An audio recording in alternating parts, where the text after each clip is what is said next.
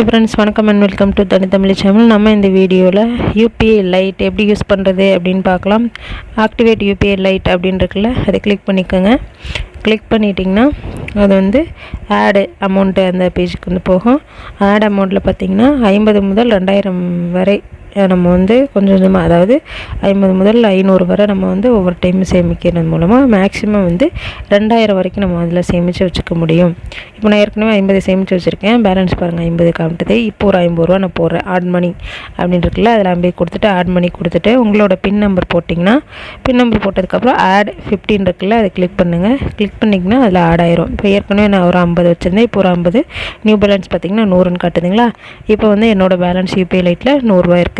இதை வந்து நம்ம QR கோடு ஸ்கேனர் மூலமாக நம்ம வந்து யூபிஐ நம்பர் போடாமையே நம்ம வந்து சென்ட் பண்ணிக்க முடியும். மணி சென்ட் பண்ணி சர்வர் இஷ்யூவாக இருக்க டைமில் நம்ம வந்து யூஸ் பண்ணிக்க முடியும். அதுக்காக தான் இந்த யூபிஐ லைட் வந்து நமக்கு பயன்படுது.